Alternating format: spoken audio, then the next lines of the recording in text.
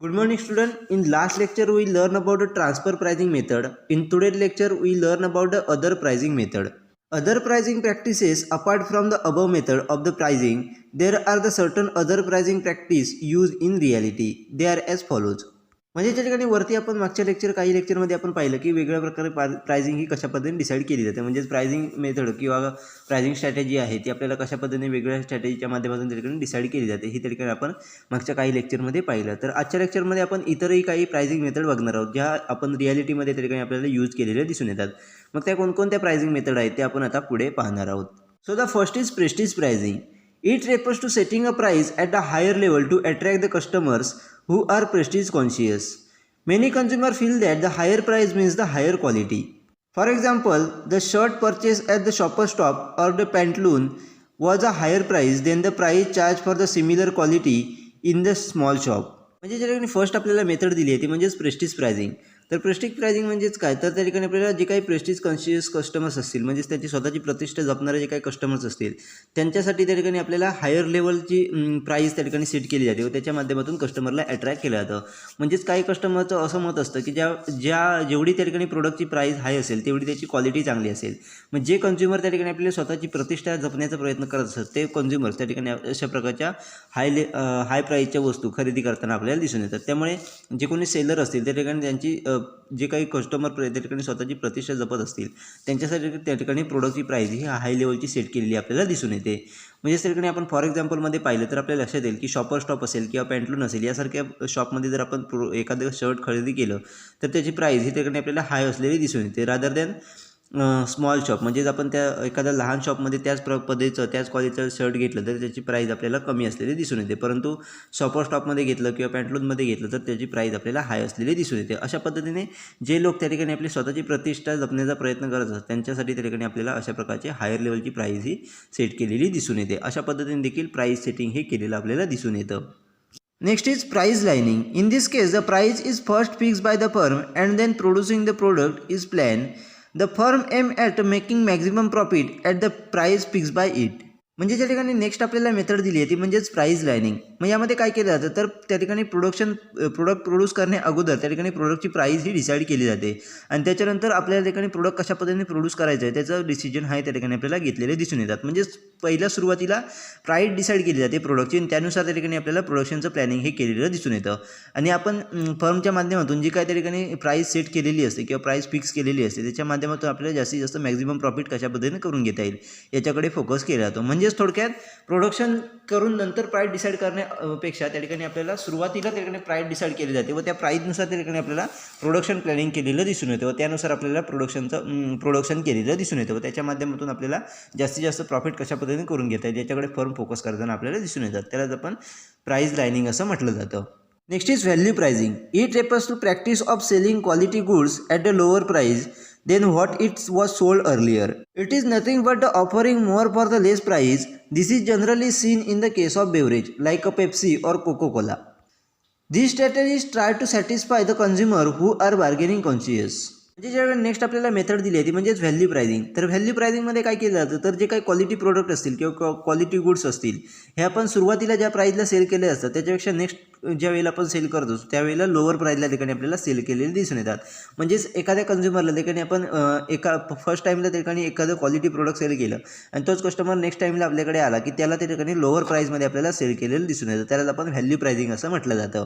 परंतु असं ठराविक वेळाच केलं जातं, जास्त वेळा त्या ठिकाणी लेस प्राईजला आपल्या ठिकाणी प्रोडक्ट हे सेल केलेले दिसून येत नाही. आणि अशा प्रकारचे प्रोडक्ट हे जनरली आपल्याला बेवरेज प्रोडक्ट असतील त्यांना त्या ठिकाणी आपल्याला अशा प्रकारची प्राइसिंग स्ट्रॅटेजी यूज केलेली दिसून येते. मग त्या ठिकाणी पेप्सी असेल कोकोकोला असेल यासारखे जे काही बेवरेज प्रोडक्ट आहेत त्यांना त्या ठिकाणी आपल्याला अशा प्रकारची व्हॅल्यू प्राइसिंग मेथड यूज केलेली दिसून येते आणि त्याच्या माध्यमातून जे काही बार्गेनिंग कॉन्शियस कस्टमर्स असतील त्यांना सॅटिस्फाय करण्याचं काम हे त्या ठिकाणी आपल्याला व्हॅल्यू प्राइसिंगच्या माध्यमातून केलेलं दिसून येतं. अशा पद्धतीने देखील ऑर्गनायझेशन किंवा फर्म या ठिकाणी आपल्याला प्राइसिंग मेथड डिसाईड करताना दिसून येतात. Next is skimming pricing. It refers to practice of setting a higher price initially and then lowering it later on.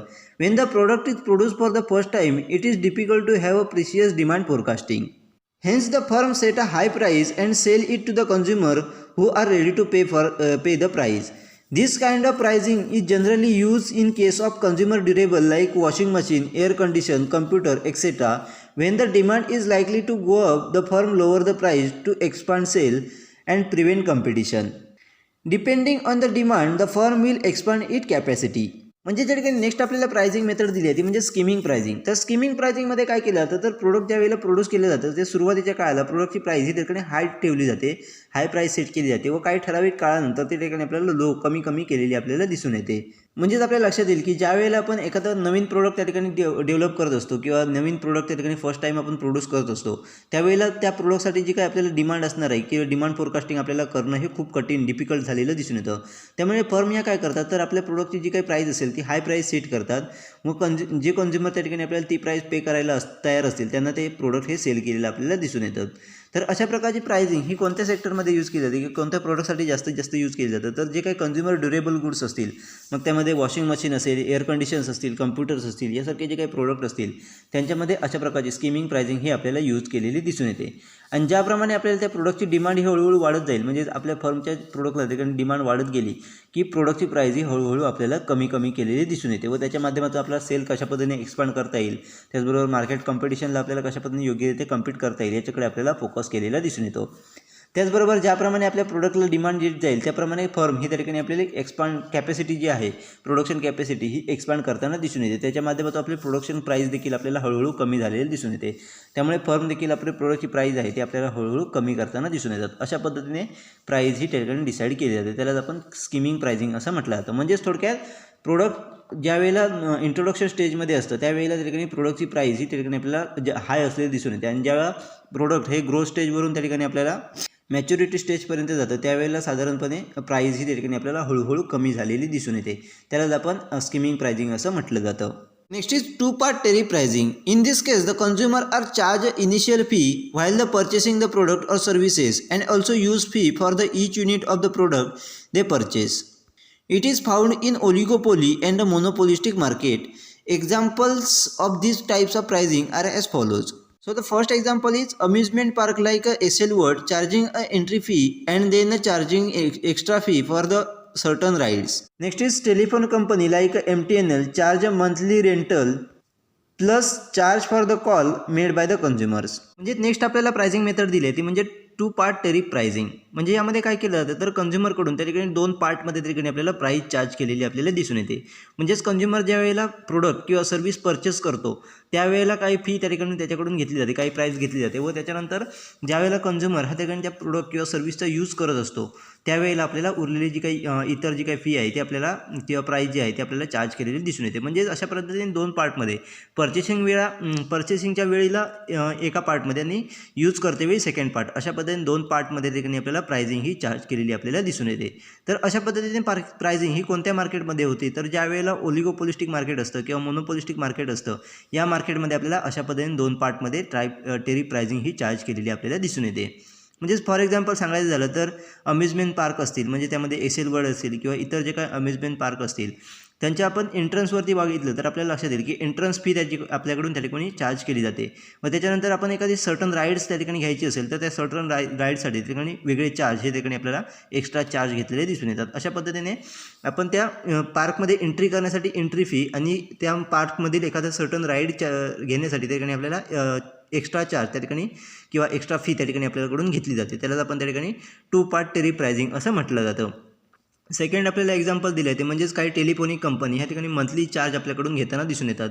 म्हणजेच MTNL सारखी कंपनी असेल ते सर्व्हिस प्रोव्हाइड करण्यासाठी मंथली चार्ज जो आहे तो आपल्याकडून घेतला जातो आणि त्याच्यानंतर आपण पर डे जे काही कॉल करू किंवा पर मिनिट आपल्याकडून त्या ठिकाणी वेगळा हा कॉलसाठी चार्ज केला जातो. म्हणजेच आपण ज्या वेळेला कॉल करू त्यावेळेला कॉलचा वेगळा चार्ज आणि मंथली सर्व्हिस चार्ज अशा पद्धतीने दोन पार्टमध्ये आपल्या ठिकाणी टेरिफ प्राइसिंग ही चार्ज केलेली दिसून येते. त्याला आपण अशा पद्धतीने जी काही दोन पार्टमध्ये ठिकाणी आपल्याला प्राईस चार्ज केली जाते त्यालाच आपण टू पार्ट टेरिफ प्राइसिंग असं म्हटलं जातं. Next is tying. In this practice, in which the consumer buy the product along with the another one required or the use first product. For instance, in the 15th, Xerox Corporation was only produced for the photocopier and it put the conditions that those firms which buy its machines should also buy the paper from the Xerox. This practice is used to ensure the quality and prevent competition. However, in earlier judiciaries obtained the reference to the prevent such attempt against the competition. म्हणजे त्या ठिकाणी next आपल्याला method दिली आहे ती म्हणजे टाईंग. तर टाईंगमध्ये काय केलं जातं, तर एखादी फर्म ही त्या ठिकाणी एक प्रोडक्ट त्या ठिकाणी तयार करत असेल व त्याच्यासाठी लागणारे इतर जे काही प्रोडक्ट असतील, म्हणजे एखादं प्रोडक्ट रन करण्यासाठी किंवा त्याचा यूज करण्यासाठी इतर जे काही प्रोडक्ट आपल्याला लागत असतील त्याचं प्रोडक्शन देखील आपल्याला करताना दिसून येतं व त्या दोन्हीची प्राईस अशा पद्धतीने मॅनेज करतं की दोन्ही प्रोडक्ट हे त्या ठिकाणी एखाद्या फर्मला त्या ठिकाणी बाय करणं गरजेचं असतं. म्हणजे जर समजा आपण लक्षात येईल की 15च्या काळामध्ये ज्यावेळेला झेरॉक्स कॉर्पोरेशन त्या ठिकाणी फोटोकॉपियर मशीन त्या ठिकाणी प्रोड्यूस केली होती. तर त्या फर्मने काय केलं होतं, तर इतर फर्म ज्या एक झेरॉक्स कॉर्पोरेशनकडून फोटोकॉपियर मशीन घेतील त्यांना त्यांच्यासाठी लागणारे फोटोकॉपियरसाठी लागणारे जे काही पेपर असतील ते देखील आपल्याला झेरॉक्स कॉर्पोरेशनकडून बाय करणं गरजेचं होतं.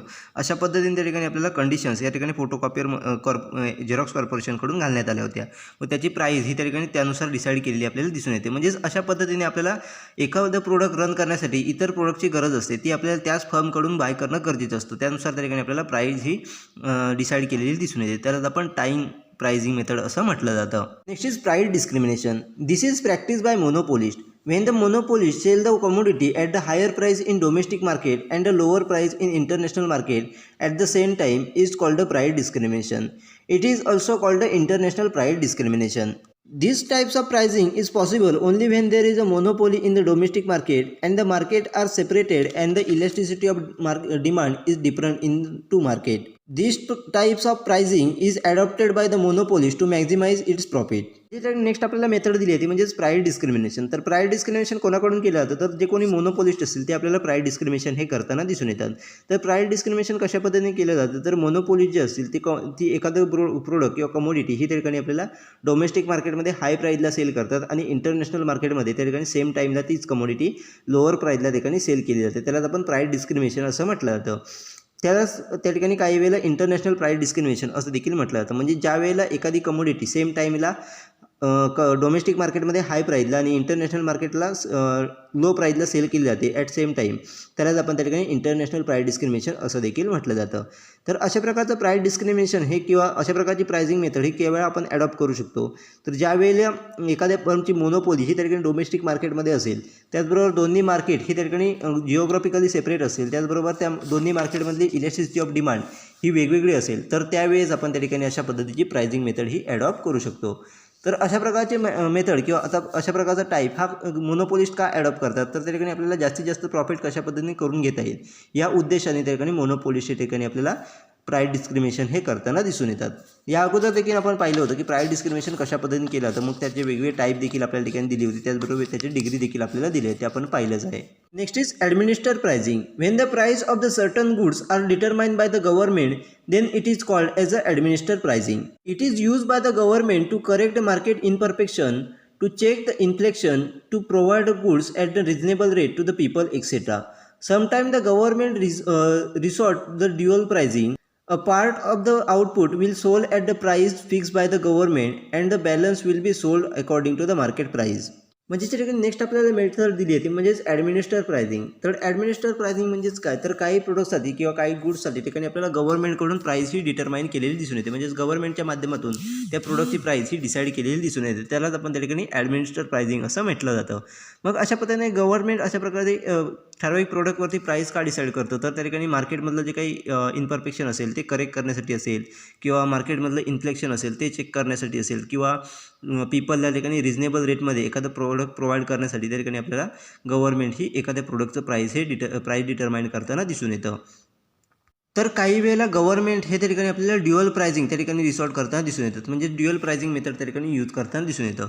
मग त्यामध्ये काय केलं जातं, तर जे काही आपण आउटपुट घेत असतो, म्हणजे एखादी फर्म त्या ठिकाणी आउटपुट घेत असते, त्यातला ठराविक पार्ट हा त्या ठिकाणी आपल्याला गव्हर्नमेंट डिसाईड केलेल्या प्राईजनुसार त्या ठिकाणी आपल्याला सेल करावा लागतो. म्हणजेच गव्हर्नमेंटने जी काही प्राईस फिक्स केलेली असते त्या प्राईजनुसार त्या ठिकाणी आपल्याला आउटपुटचा ठराविक पार्ट हा त्या ठिकाणी सेल करावा लागतो आणि उरलेला जो काही बॅलन्स पार्ट आहे किंवा बॅलन्स आउटपुट आहे ते आपल्याला मार्केट प्राईजनुसार त्या ठिकाणी आपण सेल करू शकतो. अशा पद्धतीने ड्युअल प्राइसिंग मेथड देखील गव्हर्नमेंटच्या माध्यमातून त्या ठिकाणी ॲडमिनिस्टर्ड प्राइसिंगमध्ये यूज केलेली आपल्याला दिसून येते. अशा पद्धतीने आपल्याला ॲडमिनिस्टर्ड प्राइसिंग ही त्या ठिकाणी मार्केटमध्ये अवेलेबल असलेली दिसून येते. Next is pricing in the super market and malls. Big supermarket and malls use the electronic scanner for the purpose of the pricing. The scanner are used for the barcoded items. This method help them to save time and cut down the cost significantly. Next आपल्याला pricing method दिली आहे ती म्हणजेच त्या ठिकाणी pricing of super market or malls म्हणजेच त्या ठिकाणी बिग सुपर मार्केट असतील किंवा मॉल्स असतील त्याच्या माध्यमातून त्या ठिकाणी आपल्याला इलेक्ट्रॉनिक स्कॅनरच्या माध्यमातून त्या ठिकाणी आपल्याला प्राइसिंग पर्पजसाठी यूज केलेले दिसून येतात. म्हणजेच जे काही इलेक्ट्रॉनिक स्कॅनर असतील त्याच्या माध्यमातून आपल्याला प्रोडक्टची प्राइस ही त्या ठिकाणी डिसाईड केलेली दिसून येते. मग त्या ठिकाणी अशा प्रकारचे जे काही स्कॅनर असतील ते बारकोडेड आयटम्स आहेत त्या ठिकाणी यूज केलेले दिसून येतात. म्हणजे जे काही बारकोडेड आयटम्स असतील तो बारकोड त्या इलेक्ट्रॉनिक स्कॅनरच्या माध्यमातून स्कॅन केला जातो व त्या प्रोडक्टची प्राइस ही त्या ठिकाणी आपल्याला डिसाईड केलेली दिसून येते किंवा प्राइस ही त्या ठिकाणी आपल्याला सिस्टममध्ये आलेली दिसून येते. अशा प्रकारच्या मेथडच्या माध्यमातून त्या ठिकाणी जे कोणी बिग सुपर मार्केट असतील किंवा मॉल्स असतील हे ठिकाणी आपल्याला कशा पद्धतीने टाईम सेव्ह करता येईल त्याचबरोबर त्या ठिकाणी आपण जी काही कॉस्ट असेल ती आपल्याला कशा पद्धतीने कट डाऊन करता येईल याच्याकडे आपल्याला फोकस करताना दिसून येतात. म्हणजेच थोडक्यात एखाद्या प्रोडक्टवरती बारकोड असेल तर त्या बारकोड स्कॅन करून त्याच्या माध्यमातून आपल्याला प्राइस आयडेंटिफाय करण्याचं काम हे त्या ठिकाणी बिग मार्केटच्या माध्यमातून किंवा मॉलच्या माध्यमातून आपल्याला केलेलं दिसून येतं. म्हणजे अशा पद्धतीने सुपर मार्केट असतील किंवा मॉल्स असतील हे ठिकाणी आपल्याला प्राइस हे डिसाईड करताना किंवा प्राइस हे आपल्याला चार्ज करताना दिसून येतात. Next is peak load pricing. Demand for the certain goods like the electricity, telephone, etc. are the demanded differently at the different point of the time. During the daytime, the demand for the such goods it is in peak, while during the night time it is less. Firm supplying the such good cannot charge a uniform price for the product throughout the day. Hence, they adopt the dual pricing. During the peak period, they charge a higher price called the peak load pricing, and during the off-peak period, they charge a lower price. म्हणजे त्या ठिकाणी next आपल्याला method दिली आहे ती म्हणजेच पीक load pricing. म्हणजेच काही वेळेला त्या ठिकाणी पीक लोडनुसार त्या ठिकाणी आपल्याला प्राइस ही चार्ज केलेली दिसून येते. म्हणजे आपल्या प्रोडक्टला डिमांड कशा पद्धतीने आहे किती कोणत्या काळामध्ये आहे त्यानुसार आपल्या ठिकाणी प्रोडक्टची प्राइस ही डिसाईड केलेली दिसून येते. म्हणजेच आपण बघितलं तर इलेक्ट्रिसिटी असेल त्याचबरोबर टेलिफोन असेल यांच्यासारखे जे काही सर्टन गुड्स आहेत त्यांची डिमांड आपल्याला ठिकाणी डिमांडनुसार त्या ठिकाणी आपल्याला प्राइस ही चेंज होताना दिसून येते. म्हणजेच ज्या टाईमला आपल्याला त्या प्रोडक्टसाठी डिमांड असेल मग इलेक्ट्रिसिटी असेल टेलिफोन असेल त्याला आपल्याला प्राइस ही वेगवेगळी असलेली दिसून येते. म्हणजेच आपण जर दिवसाचा विचार केला तर डे टाईमला त्या ठिकाणी आपल्याला इलेक्ट्रिसिटी असेल टेलिफोन असेल यांच्याकडून त्या ठिकाणी हाय प्राइस ही चार्ज केलेली दिसून येते. आणि नाईट टाईमला जर आपण विचार केला तर त्या ठिकाणी लेस प्राइस ही त्या ठिकाणी आपल्याला चार्ज केलेली दिसून येते. म्हणजेच त्या ठिकाणी अशा प्रकारचे जे काही गुड्स सप्लाय केले जातात फर्मच्या माध्यमातून त्या ठिकाणी आपल्याला पूर्ण डेसाठी किंवा थ्रू आउट द डेसाठी त्या ठिकाणी आपल्याला एकच प्राइस त्या ठिकाणी युनिफॉर्म केलेली दिसून येत नाही. तर त्या ठिकाणी आपल्याला ड्युअल प्राइसिंग ही त्या ठिकाणी चार्ज केलेली आपल्याला दिसून येते. त्याचबरोबर आपल्याला ज्या वेळेला पीक पिरियड असेल पीक पिरियड म्हणजेच काय तर ज्या वेळेला एखाद्या प्रोडक्टसाठी किंवा एखाद्या सर्व्हिससाठी त्या ठिकाणी मोठ्या प्रमाणात डिमांड असेल तर त्यावेळेला फर्म ही त्या ठिकाणी आपल्याला हाय प्राइस ही चार्ज करताना दिसून येतं. त्यालाच आपण पीक लोड प्राइसिंग असं म्हटलं जातं. आणि ड्युरिंग ऑफ पीक पिरियड म्हणजेच काय तर एखाद्या प्रोडक्टला किंवा एखाद्या सर्व्हिसला त्या ठिकाणी डिमांड नसते त्या ठराविक पिरियडमध्ये त्या ठिकाणी डिमांड नसते त्यालाच आपण ऑफ पीक पिरियड असं म्हटलं जातं. त्यावेळेला त्या प्रोडक्टची प्राइस ही ठिकाणी आपल्याला लो झालेली दिसून येते. अशा पद्धतीने ज्या वेळेला त्या ठिकाणी पीक लोडच्या वेळी प्राइस ही हाय केली जाते त्याला आपण पीक लोड प्राइसिंग असं म्हटलं जातं. अशा पद्धतीने फर्म ह्या ठिकाणी आपल्याला पीक लोडनुसार त्यांचा किंवा ऑफ पीक लोडनुसार त्या ठिकाणी आपल्याला प्राइस ही चार्ज करताना दिसून येतात. नेक्स्ट आपण एक्झाम्पल जर बघितलं तर आपल्याला लक्षात येईल की टेलिव्हिजनवरती जी काही ॲडव्हर्टाइजमेंट दिली जाते ती जर TRP नुसार त्या ठिकाणी आपल्याला ॲडव्हर्टायझिंग ही दिलेली दिसून येते. म्हणजे ज्या वेळेला TRP जास्त असेल त्या टेलिव्हिजन रेटिंग पॉईंट ज्या पिरियडमध्ये जास्त असतील त्या टायमिंगमध्ये जास्त असतील त्यावेळेला ॲडव्हर्टायझिंगसाठी फर्मकडून चार्ज केली जाणारी प्राईस ही ठिकाणी आपल्याला जास्त असलेली दिसून येते. आणि ज्यावेळेला TRP हा कमी असेल त्या ठराविक चॅनलचा त्या पिरियडमध्ये आपल्याला त्या ठिकाणी ॲडव्हर्टायझिंगची प्राईस ही त्या ठिकाणी आपल्याला कमी प्रमाणात चार्ज केलेली दिसून येते. अशा पद्धतीने पीक पिरियडनुसार त्या ठिकाणी आपल्याला प्रोडक्टची प्राईस ही चार्ज केलेली दिसून येते. त्यालाच आपण त्या ठिकाणी पीक लोड प्राइसिंग असं म्हटलं जातं. Thus, pricing in practice is complex one. The firm has to consider all the factors which influence the price of the product and should adopt the rational pricing policy. The several expansion and the differentiations of the firm depend upon the pricing policy. Hence, this policy is very significant for the business firm. म्हणजेच आपल्याला लक्षात येईल की आपण सर्व ज्या काही pricing मेथडवरती पाहिल्या त्याच्यावरून आपल्याला लक्षात येईल की एखादी प्रोडक्टची प्राइस किंवा एखाद्या सर्व्हिसची प्राइस डिसाईड करणं किंवा प्राइसिंग प्रॅक्टिस त्या ठिकाणी करणं हे एक कॉम्प्लेक्स असलेलं दिसून येतं. म्हणजेच कॉम्प्लेक्स प्रोसेस त्या ठिकाणी आपल्याला असलेली दिसून येते. कारण एखाद्या प्रोडक्टची प्राइस डिसाईड करणं किंवा सर्व्हिसची प्राइस डिसाईड करताना आपल्या ठिकाणी वेगळे जे काही फॅक्टर असतील जे प्राइसवरती आपल्याला इन्फ्लुएन्स करताना इफेक्ट करताना दिसून येतात ते आपल्याला विचारात घेऊन त्यानुसारच आपल्याला प्राइस ही त्या ठिकाणी ॲडॉप्ट करावी लागते. त्याचबरोबर आपल्याला योग्य ती प्राइसिंग पॉलिसी आहे ती आपल्याला योग्यरित्या ठिकाणी योग्य प्राइसिंग पॉलिसी ॲडॉप्ट करणं गरजेचं असतं. त्याचबरोबर फर्मचं जे काही त्या ठिकाणी एक्सपान्शन असेल, त्याचबरोबर डायव्हर्सिफिकेशन असेल, हे त्या ठिकाणी आपलं प्रायझिंग पॉलिसीवरती डिपेंड असलेलं दिसून येतं. म्हणजे ज्याप्रमाणे एखादी फर्म ही त्या ठिकाणी त्याची प्रायझिंग पॉलिसी डिसाईड करते, त्यानुसार त्या फर्मला त्या ठिकाणी प्रॉफिट झालेला आपल्याला दिसून येतो किंवा लॉस झालेला आपल्याला दिसून येतो. त्यानुसार त्या फर्मचं जे काही एक्सपान्शन असेल किंवा डायव्हर्सिफिकेशन असेल, हे आपल्याला त्यावरती डिपेंड असलेलं दिसून येतं. त्यामुळे सर्व प्रायझिंग पॉलिसी विचारात घेऊन, त्याच्यावरती अफेक्ट करणारे फॅक्टर विचारात घेऊन त्या ठिकाणी आपल्याला प्राईज पॉलिसी ही डिसाईड करणं गरजेचं असतं. पद्धतीने वेगळ्या प्रायझिंग मेथड आपल्याला दिल्या आहेत. या प्रायझिंग मेथड आपल्याला विचारात घेऊन, त्यावरती अफेक्ट करणारे फॅक्टर विचारात घेऊन त्या ठिकाणी आपल्याला प्रत्येक फर्म ही प्राईज, आपली प्रोडक्टची प्राईज असेल किंवा सर्व्हिसची प्राईज असेल, त्याचबरोबर आपले प्रॉफिटेबिलिटी असेल, त्याचबरोबर आपलं एक्सपान्शन असेल, डायव्हर्सिफिकेशन असेल, या सर्व गोष्टी त्या ठिकाणी, त्याचबरोबर कंझ्युमरचे एक्सपेक्टेशन असतील, त्याचबरोबर त्याची ॲबिलिटी असेल, म्हणजेच विलिंगनेस टू पे असेल, म्हणजेच तो प्रोडक्टसाठी ती प्राईस देण्यासाठी तयार असेल की नाही, यासारखे जे काही वेगवेगळे फॅक्टर असतात, ते फॅक्टर विचारात घेऊन त्या ठिकाणी आपल्याला प्रोडक्टची प्राईस डिसाईड करणं गरजेचं असतं.